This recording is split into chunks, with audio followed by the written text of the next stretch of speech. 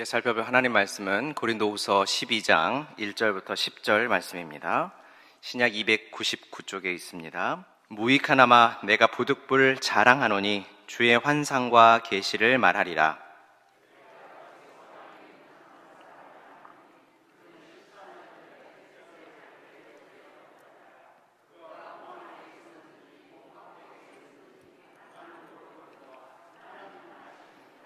내가 이런 사람을 아노니 그가 몸 안에 있었는지 몸 밖에 있었는지 나는 모르거니와 하나님은 아시느니라.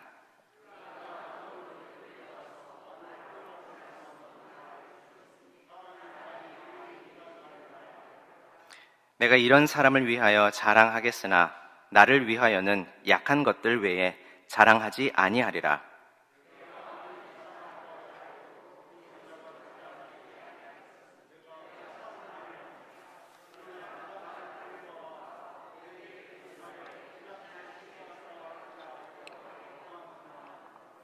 여러 계시를 받은 것이 지극히 크므로 너무 자만하지 않게 하시려고 내 육체의 가시 곧 사탄의 사자를 주셨으니 이는 나를 쳐서 너무 자만하지 않게 하려 하심이라.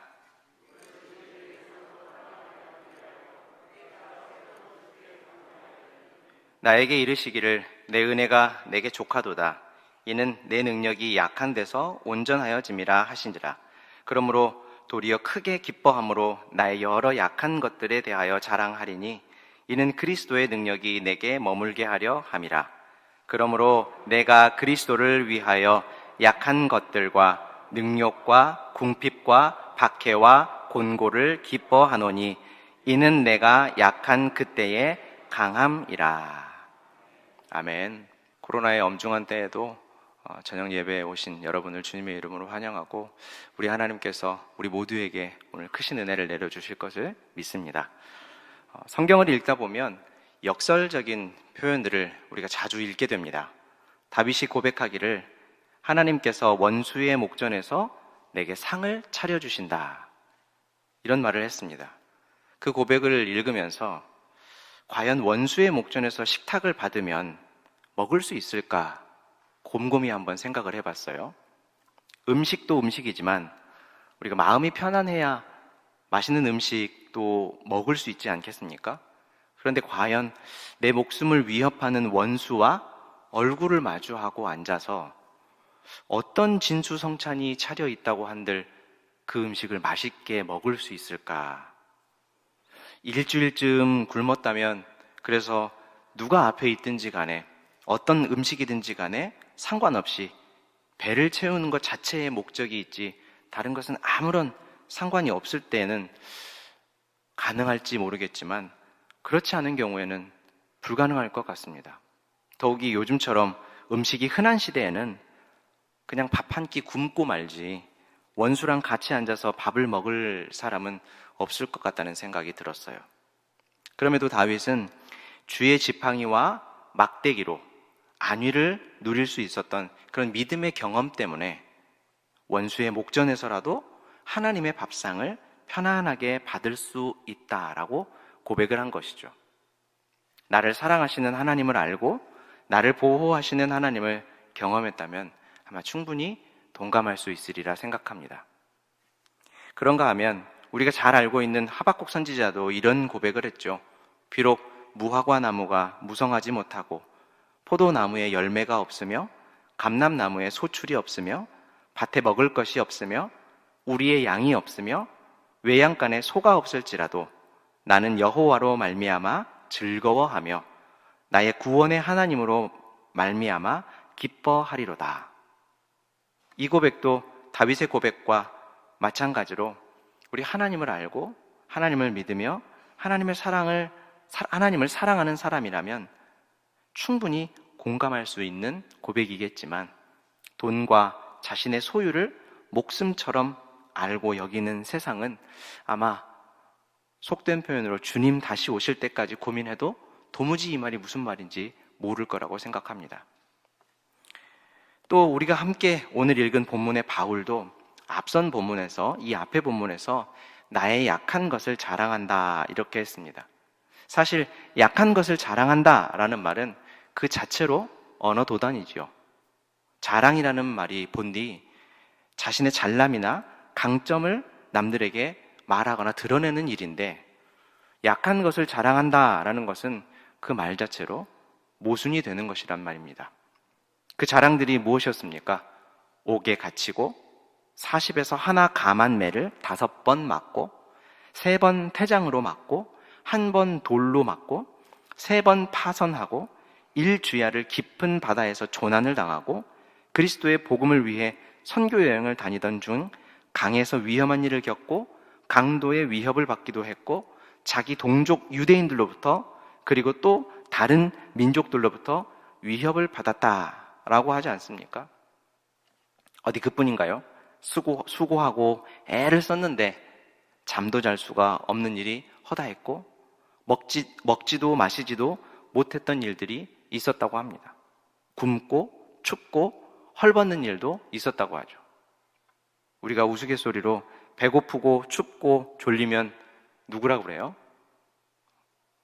거린의 3요소라고 이렇게 얘기하잖아요. 바울은 그렇게 때로는 거린처럼 살았을 뿐만 아니라 교회를 염려하는 마음 때문에 마음속에도 큰 깊은 마음의 눌림이 있었다고 그렇게까지 말을 합니다. 바울의 역설이 여기에 있죠. 우리가 흔히 하나님의 일을 한다면 좀 순풍에 돛단 듯이, 그리고 사람의 힘으로는 안 될 것 같은 일도 하나님께서 멋들어지게 해줄 것, 그런 것을 기대하지 않습니까? 그런데 그러지 않았던가 봐요. 왜 그럴까요? 우리 예수님께서 말씀하셨었죠. 너희가 세상에 속하였으면 세상이 자기 것을 사랑할 것이나 너희는 세상에 속한 자가 아니요 도리어 내가 너희를 세상에서 택하였기 때문에 세상이 너희를 미워한다. 우리가 살아가 보면 매일 미워하진 않겠죠. 모든 사람이 우리를 미워하진 않을 겁니다. 그러나 우리가 하나님의 말씀에 순종하고 하나님의 진실한 뜻을 이루기 위해서 우리가 힘쓰고 애쓸 때에는 거치는 일들이 참 많다라는 겁니다. 세상 권세는 우리를 그렇게 달가워하지 않는 경우가 참 많습니다. 그런데 달갑지 않은 사람들이 세상의 심판과 종말을 알리고 또 세상의 통치와 자신들의 삶의 방식들 대신에 그리스도의 복음, 하나님 나라의 통치 원리대로 살아가고 그것을 구원이라고 전한다면, 유일한 소망이라고 전한다면 그들은 우리를 볼 때 얼마나 밉겠습니까?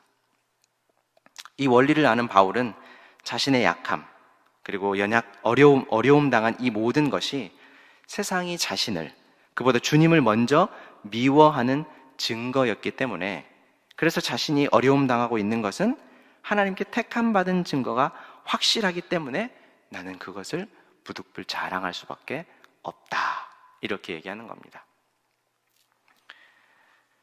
그렇지 않고 만약에 바울이 너희들 중에 나보다 더 험한 일을 많이 당해본 사람이 있으면 한번 나와봐라, 내가 정말 굳이 말 안 하려고 했는데 너희들이 당한 일들과 내가 과거에 당한 일들을 비교해보면 너희들이 당한 일은 아무것도 아니다,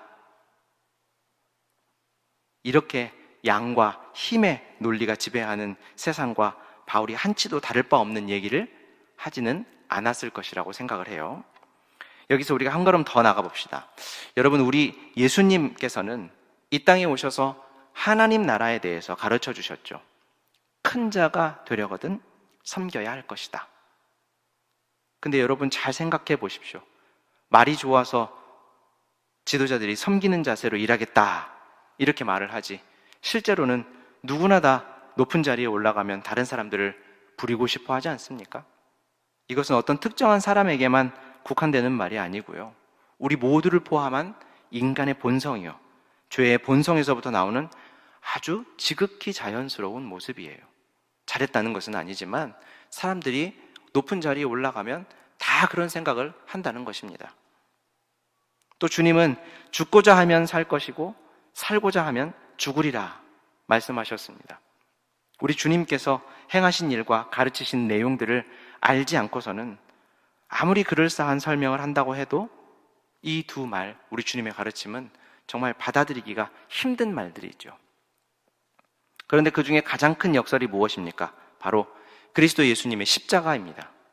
하나님의 아들이신 예수님께서 자신의 모든 권세를 다 버리고 자신께서 창조하신 그 피조물의 형상을 입고 피조 세계에 오셔서 피조물들의 손에 죽임을 당하기로 결정하시고 그 결정대로 죽임을 당하심으로 우리의 구원을 완성하셨다라는 것이 십자가의 의미지요.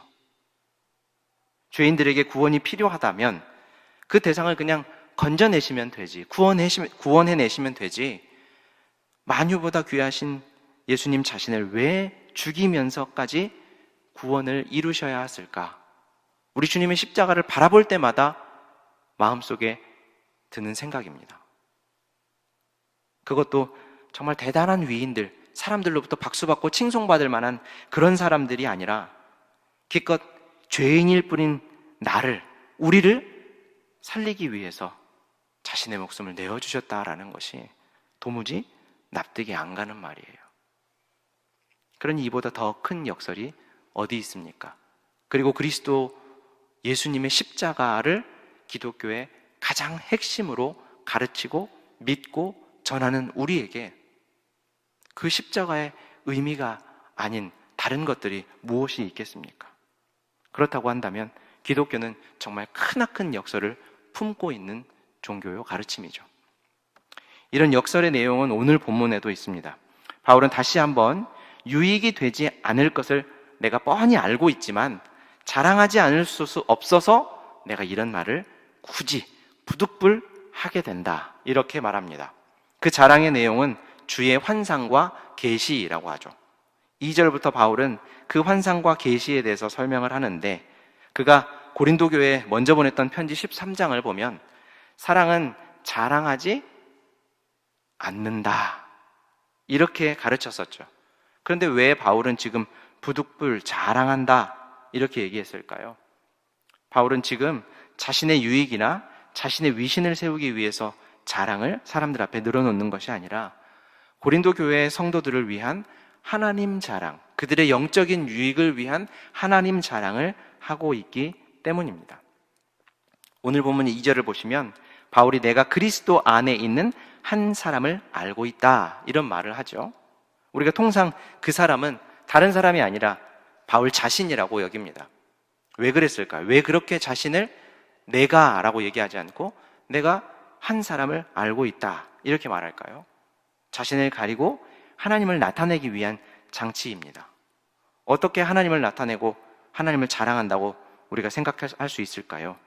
이끌려갔다라는 말을 보면 우리가 짐작할 수 있는 것이죠. 그가 셋째 하늘에 이끌려갔다 이렇게 말합니다. 셋째 하늘이라는 것은 바울 당시 사람들이 가지고 있던 하늘에 대한 통념이었어요. 그래서 셋째 하늘은 거룩한 하나님이 계시는 곳 이렇게 생각을 했습니다. 이 셋째 하늘은 4절에서 말하는 낙원과도 같은 의미입니다. 바울이 셋째 하늘, 낙원에 다녀왔다라고 해요. 참 놀라운 일이죠. 근데 어떻게 다녀왔다고 합니까? 이끌려갔었다, 이끌려갔다 이렇게 얘기하죠. 40일 금식 중에 신령하게 변화돼서 다녀온 것 아니고요, 산기도를 가서 나무 뿌리를 뽑다가 올라갔던 것도 아닙니다. 이끌려갔던 거예요. 무슨 얘기입니까? 바울에게는 셋째 하늘에 올라가고자 했던 어떤 의지나 구한 일이 없었는데도 불구하고 주께서 임의대로 그를 이끌고 가셨다라는 거예요. 여기서 이끌고 갔다라는 말은 납치되다시피 끌려갔다라는 말입니다.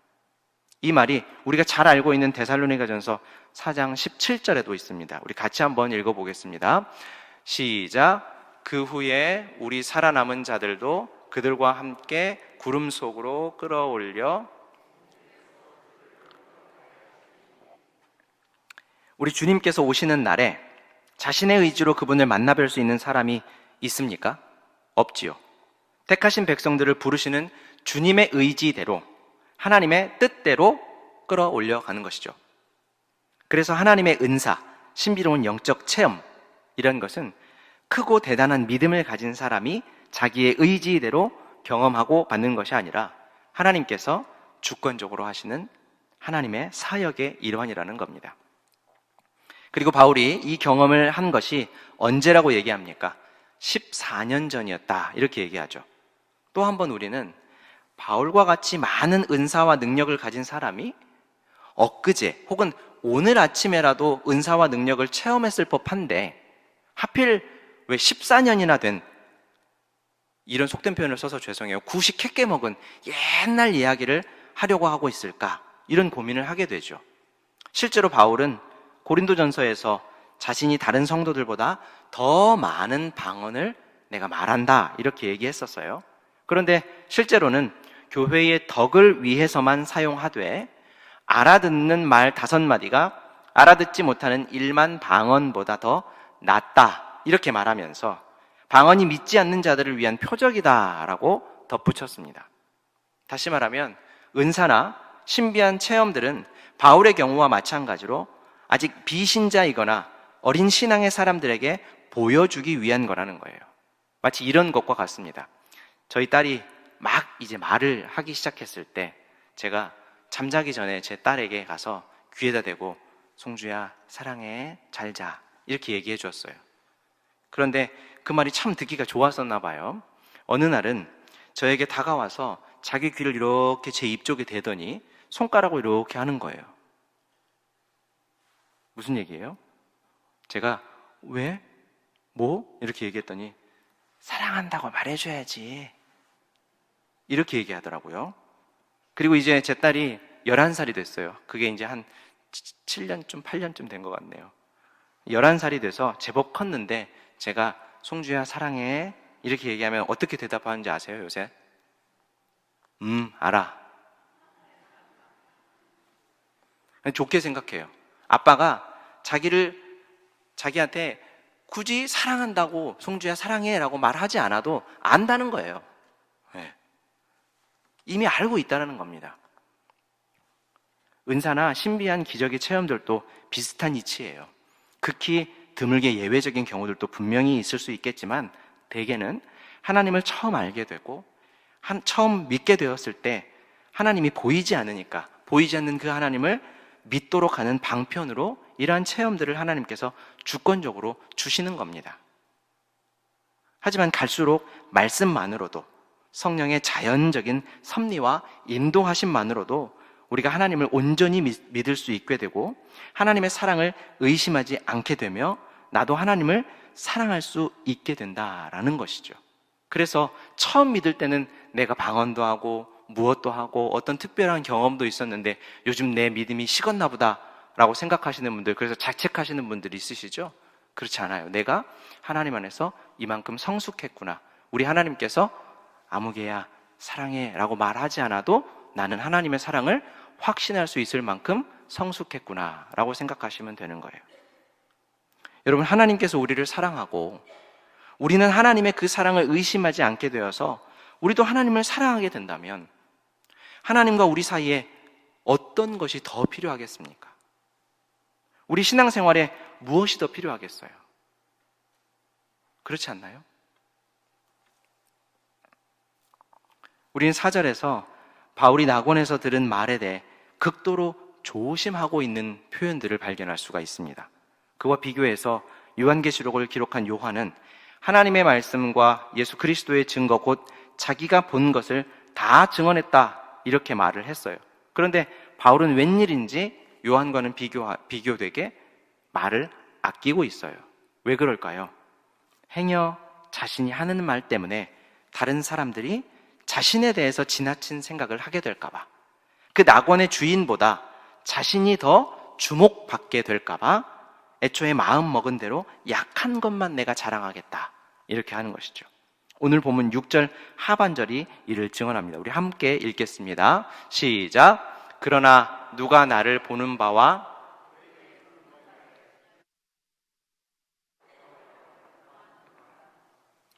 여러분, 그렇다면 바울은 왜 고집스럽게도 자신의 약함만을 자랑하겠다 이렇게 말했을까? 구약성경 신명기 7장 7절 말씀을 보면 하나님께서 이스라엘 백성을 택하신 이유에 대해서 이렇게 가르쳐줘요. 이 말씀도 함께 읽겠습니다. 시작. 여호와께서 너희를 기뻐하시고 너희를 택하심은 너희가 다른 민족보다 수효가 많기 때문이 아니니라. 너희는 오히려 모든 민족 중에 가장 적으니라. 만약 우리가 왕이라면, 어떤 조직을 이끄는 수장이라고 한다면 자기 백성, 내 수하에 있는 사람들을 어떤 사람을 뽑고 어떤 사람을 데리고 일하겠습니까? 능력 있고 똑똑하고 기왕이면 잘생기고 키도 크고, 저 같은 사람 말고요, 키도 더 크고 뭐 하나라도 다른 사람에 비해서 뛰어나고 더 볼만하고 더 내세울 만한 것이 있는 그런 사람들을 뽑는 것이 당연한 일이 아니겠습니까? 근데 왜 하나님은 자기 백성을 택하실 때 다른 민족보다 수가 많은 민족을 뽑지 않고 오히려 더 적은 이스라엘을 택하셨다라고 얘기합니까? 가장 적은 민족, 가장 미약한 민족을 택하여 일하시면 그 민족의 수의 많음이나 그들의 뛰어난 능력이 아닌 하나님의 능력이 오롯이 드러날 것이기 때문이다라는 것이죠. 바울이 자신의 약함만을 자랑하겠다라고 말하면서 자신은 아무런 의지도 가지지 않았음에도 불구하고 셋째 하늘, 낙원에 이끌려 올라가서 그것을 보고 내려온 경험을 자랑하는 것은 하나님만 드러나도록, 자신을 이끌고 갔던 하나님만을 자랑하도록, 하나님만을 드러나도록 하기 위함이라는 것이 바울의 증거입니다. 자, 그렇다면 바울은 왜 고린도 교회에 이런 말들을 하고 있을까요? 고린도 교회가 어떤 교회였습니까? 은사가 많은 교회였죠. 그리고 그 은사를 가지고 어떻게 하는 교회였어요? 서로 다투는 교회였습니다. 자신의 은사를 내세우면서 다른 이들을 무시하는 일들이 그 교회에 참 많았다라는 거예요. 그들에게 바울은 지금 자신의 약함을 자랑하는 모습을, 바울 자신의 모습을 보여줌으로 하나님 나라의 가치, 하나님 나라의 통치 원리를 지금 가르쳐주고 있는 것입니다. 여러분, 세상은 어떤 곳입니까? 힘의 논리가 지배하는 곳이죠. 더 특별하고, 더 많고, 더 크고, 더 높고, 이런 것들을 좋아합니다. 그것들이 위세를 떨치는 곳이 이 세상이죠. 하지만 교회는 어떻습니까? 하나님의 나라는 어떻습니까? 낮은 자가 높아지는 곳, 대우받고 존경받아 마땅한 분, 섬김을 받아 마땅한 분이 섬겨주는 곳, 많이 가진 자가 겸손하게 적게 가진 자를 높여주는 곳, 전능하신 하나님이 무능한 우리를 사용하시기를 기뻐하시는 곳, 그곳이 바로 하나님의 나라이고 교회 아닙니까? 그러니까 바울은 지금 하나님의 다스림, 하나님의 나라와는 반대로 가고 있는 고린도 교회에 하나님 나라에 대한 메시지를 지금 던지고 있는 것이죠. 계속해서 바울은 한 가지 더 자신의 연약함을 자랑하고 싶다고 말합니다. 그것은 육체의 가시, 사탄의 사자를 하나님께서 자신에게 주셨다라는 것이고, 그것이 자신을 친다라고 말합니다. 바울이 가진 육체의 가시가 무엇인지 성경이 정확하게 우리에게 가르쳐주지 않기 때문에 사실 잘 모릅니다. 어떤 학자들은 갑자기 쓰러지는 증상을 보이는 뇌전증을 바울이 앓고 있었다라고 말하는 사람도 있고요. 또 다른 학자들은 장애에 가까운 눈병이 그에게 있었다라고 말하는 사람도 있습니다. 또 어떤 학자는 바울이 선교 여행을 하면서 겪었던 여러 고초 때문에 우울증을 앓았을 것이다. 그가 트라우마를 가지고 있었을 것이다. 이렇게 말을 하기도 합니다. 하지만 모두 다 추측일 뿐이에요. 병명은 분명하지 않지만 분명한 것은 그 일이, 그 병이 바울을 굉장히 크게 괴롭혔다라는 사실입니다. 바울은 하나님께서 이런 육체의 가시를 주신 이유가 있다라고 하죠. 무엇입니까? 바울에게 여러 계시를 하나님께서 주셨고 그것이 굉장히 크기 때문에 자만하지 않게 하려고 육체의 가시를 주셨다, 이렇게 말합니다. 여러분, 우리가 얼마 전에 살펴본 창세기 14장에서도 그랬죠. 아브라함이 조카 롯을 구하기 위해서 참전하는 장면을 보면 아브라함은 굉장히 무모한 전쟁에 참전을 했었죠. 자신과 자신이 기른 가솔 318명을 데리고 엘람의 왕 그돌라오멜과 그와 동맹을 맺은 5나라 동맹을 상대로 전쟁을 했어요. 318명의 우리 집안 사람들을 데리고 5나라의 군대와 싸웠다는 겁니다. 근데 이 5나라 동맹은 어떤 군대였습니까? 조공을 바치지 않는 나라를 벌하기 위해서 원정을 떠났는데 그 원정 길에, 가는 길에 롯이 살던 소돔을 쳐서 재물을 약탈하고 사람들까지 포로로 잡아갔대요. 그러니까 본 싸움이 아니라 지나가면서 몸풀기로 주변국들을 정복할 수 있을 만큼 굉장히 강력한 군대를 가지고 있었다는 겁니다. 그런 5나라 동맹을 상대로 어찌된 일인지 아브람과 318명의 집안 사람들이 승리를 거둡니다. 성경은 밤에 그들을 쳐부쉈다 이렇게 설명을 하죠. 여러분, 아무리 밤에 작전을 잘 썼다고 한들 318명의 오합지졸이 5나라 동맹군에게 타격을 주었다, 한 몇 명을 죽였다가 아니라 그들을 쳐 부쉈다 이렇게 말할 수 있을까요? 그런 일이 진짜로 벌어질 수 있겠습니까? 안 되죠. 당연히 하나님께서 아브람을 보호하시고 그를 이기게 하신 겁니다. 그런데 아브람이 승리하고 돌아오는 길에 살레망 멜기세덱을 만나죠. 그가 아브람을 축복해요. 무슨 축복을 합니까? 보통은 이런 상황에서 어떤 축복을 할까요? 승리하고 돌아오는 개선 장군과 또 그의 군대들을 노래하겠죠. 아브람, 당신의 작전이 내가 듣자하니 정말 대단했다고 합디다. 듣자하니 정말 318명의 얼마나 대단한 정예군을 데려갔으면 그 대단한 5나라 동맹군을 쳐부수고 이렇게 당당하게 돌아올 수 있겠습니까? 당신은 정말 칭송받아 마땅합니다. 이런 얘기를 했겠죠, 보통은. 근데 멜기세덱은 아브라함에게 그런 얘기를 하죠. 그대는 원수들을 그대의 손에 넘겨주신 가장 높으신 하나님만을 찬양하십시오. 왜 뜬금없이 그런 얘기를 했을까요? 아브라함이 승리하고 돌아오면서 소위 자아도취에 빠진 겁니다. 318명밖에 안 되는 가솔들을 그 악명 높은 5나라 동맹들과 싸워서 이겼기 때문에 어깨에 힘이 바짝 들어간 거죠. 우리 중에 그러지 않을 사람이 어디 있을까 싶어요. 그렇지 않습니까? 충분히 동감할 수 있죠. 하지만 아브라함이 자아도취에 빠지게 되면 그것은 하나님의 영광을 가로채는 것이죠. 하나님은 아브라함을 너무나 사랑하시기에 그렇게 두실 수 없었던 겁니다. 그래서 멜기세덱은 아브라함을 깨운 거예요. 아브라함, 현실을 바로 봐야지. 냉정하게 판단했을 때 하나님께서 당신에게 그 군대를 붙여주시지 않았다면은 이 싸움은 애초에 처음부터 말도 안 되는 싸움이야. 그러니까 어깨에 바짝 들어간 그 힘 빼고 승리를 주신 하나님을 높여 찬양해야지. 모든 영광을 하나님께 돌리는 것이 마땅한 것 아니겠소? 이렇게 말하는 것이죠. 이 말을 들은 아브라함이 어떻겠습니까? 그 길로 이 승리가 하나님의 승리입니다 라는 고백을 담아서 전리품의 10분의 1을 멜기세덱에게 전해줍니다.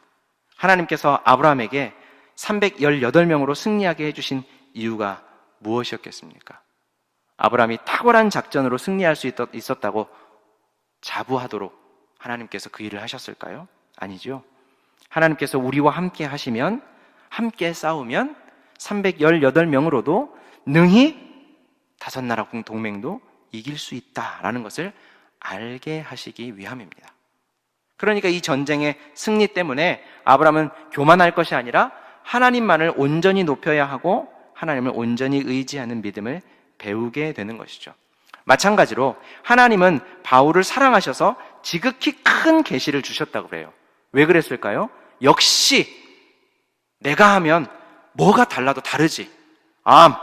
바울인데, 내가 바울인데, 내가 동료들보다 열심히 특심이었고 어떤 사람들보다 앞서갔던 사람인데 라는 생각을 하게 하시려고 했을까요? 그렇지 않죠. 주 예수 그리스도의 박해자였던 내가, 그런 나에게 이런 놀라운 사역을 감당하게 하신 우리 하나님의 은혜는 정말 한이 없는 것이구나. 이것을 알리시려는 하나님의 의도라는 겁니다. 그것을 바울 자신에게도, 그리고 바울을 대하는 모든 이들에게도 알게 하시려는 것이 바로 하나님의 명확한 뜻입니다. 그런데 하나님은 바울을 잘 알고 계십니다. 그래서 그가 자만하지 못하도록 육체의 가시를 주셨다라는 거예요. 바울은 하나님께 자신의 육체의 가시를 제거해 달라고 기도했답니다. 그것도 몇 번 했다고 그래요? 3번씩이나 했다고 그러죠. 근데 돌아오는 응답이 무엇이었답니까? 오늘 본문 9절 말씀 같이 한번 읽어보겠습니다. 시작. 나에게 이르시기를 내 은혜가 내게 족하도다. 이는 내 능력이 약한 데서 온전하여 짐이라 하신지라. 그러므로 도리어 크게 기뻐함으로 나의 여러 연약한 것들에 대하여 머물게 하려 함이라. 기도를 들으신 하나님께서 내가 너에게 준 은혜로도 충분하다. 나의 능력이 너의 약함 안에서 오롯이 드러나기 때문이다. 지금 바울은 계속해서 자신의 약함을 자랑하고 있죠. 사실 바울은 자랑거리가 굉장히 많았던 사람입니다. 그가 빌립보에 보냈던 편지를 보면 알 수가 있죠. 우리 빌립보서 3장 5절부터 8절 말씀 제가 한번 읽을 테니까 잘 눈으로 따라 읽어보십시오. 나는 8일 만에 할례를 받고 이스라엘 족속이요 베냐민 지파요 히브리인 중에 히브리인이요 율법으로는 바리새인이요 열심으로는 교회를 박해하고 율법의 의로는 흠이 없는 자라. 그러나 무엇이든지 내게 유익하던 것을 내가 그리스도를 위하여 다 해로 여길 뿐더러 또한 모든 것을 해로 여김은 내 주 그리스도 예수를 아는 지식이 가장 고상하기 때문이라. 내가 그를 위하여 모든 것을 잃어버리고 배설물로 여겼다. 이렇게 말합니다. 우리가 얼마 전에 이 본문을 살펴보았기 때문에 자세하게 설명하지 않아도 아실 겁니다. 그는 사실 요즘 말로 금수저 물고 태어난 사람이었고 스스로도 무척이나 열심을 가진 사람이었고 또 도덕적으로도 하나 나무랄 데 없는 그런 사람이었고 지적으로도 아주 탁월한 사람이었죠. 그런데 왜 사람들 앞에 그 내세울 만한 자랑거리들, 그 많은 자랑거리들이 아닌 자신의 병을 없이 해달라고 기도했을 때 하나님한테 거절당했다. 거절당한 그 응답을 사실 자랑하기도 무한한 것이죠. 그것을 자랑하고 있을까요? 9절 하반절에서 그런 응답을 듣고도 오히려 크게 기뻐한다라고 했는데 왜 그랬을까요? 그 기뻐하는 이유가 무엇입니까? 그리스도의 능력이 나에게 머무르게 하기 위해서다 라고 말하고 있습니다. 뒤집어서 말하면 무슨 뜻이에요? 자신의 육신의 자랑거리들을 드러내면 드러낼수록 그리스도의 능력은 묻히고 자신의 육신의 자랑거리들이 묻히면 묻힐수록 그리스도의 능력은 온전히 드러나게 된다라는 뜻이죠. 사랑하는 성도 여러분, 오늘 고린도 교회에 전하는 바울의 권면을 우리가 함께 받으십시다. 우리는 우리의 강함을 자랑하기 위해 태어난 사람들이 아닙니다. 우리의 약함을 강하게 하시는 하나님을 자랑하기 위해 부름받은 사람들입니다. 우리는 그 일을 위해서 부름받은 하나님의 백성들이고 하나님의 종들입니다. 그리스도를 위해서 살아간다라고 하면 안과 밖에서 많은 어려움을 당하게 될지도 몰라요. 우리 주님께서도 그렇게 말씀하셨죠. 그래도 우리가 그때에 포기하고 멈춰서는 안 됩니다. 오히려 우리는 그때 바울처럼 우리의 약함을 발견하게 될 때 멈추지 않고 더 힘써 일해야죠. 우리 모두가 할 수만 있다면 정말 순탄한 삶을 살기를 간절히 소원할 거예요. 저도 어려움 안 당하고 살고 싶어요. 여러분도 그러시죠? 하지만 피할 수 없는 부끄러움과 모욕을 당할 수도 있다고 얘기합니다. 원치 않지만 궁핍한 상황에 놓일 때도 있다고 얘기해요. 곤란한 상황을 맞을지도 모른다고 성경은 누누이 우리에게 말합니다. 그러면 그때 굉장한 역설이지만 우리 모두 기뻐하십시다. 왜요? 그것은 내가 믿음이 없거나 내가 하나님께 잘못을 했다는 증거가 아니라 오히려 내가 하나님께서 택하신 백성이라고 하는 증거이고 내가 하나님의 말씀에 지금 순종하며 걸어가고 있다라고 하는 무엇보다 확실한 증거이기 때문입니다. 하나님은 우리의 삶을 그렇게 하나님의 영광을 드러내는 사역의 장으로 사용하시는 겁니다. 우리의 일터에서, 가정에서, 그리고 우리의 교회에서, 우리가 살아가는 삶의 모든 현장에서 하나님은 우리의 자랑이 되시고 우리는 하나님의 자랑이 되는 이런 큰 은혜를 누리시는 우리 모두가 되시기를 주님의 이름으로 축원합니다. 사랑과 은혜가 풍성하신 하나님 우리 아버지, 말씀으로 우리를 오늘도 새롭게 하시니 감사합니다. 우리를 영원전에 택하시고 그 은혜와 그 사랑으로 우리를 구원해 주시니 참으로 감사합니다. 우리의 연약함에도 불구하고 하나님의 도구로 우리를 사용하여 주시고 하나님의 백성이요 하나님의 종으로 우리를 불러주셔서 참으로 감사합니다. 매일의 삶 속에서 우리가 우리의 연약함을 마주할 때마다 좌절하지 않고 낙심하지 않고 약한 그때에 강하게 하시는 우리 하나님 때문에 큰 기쁨을 맛보게 하옵소서. 그래서 우리의 연약함 가운데 드러나는 하나님의 강함을 위해 나의 연약함을 기쁨으로 자랑할 수 있는 우리 모두가 되게 하여 주옵소서. 예수님의 이름으로 기도합니다. 아멘.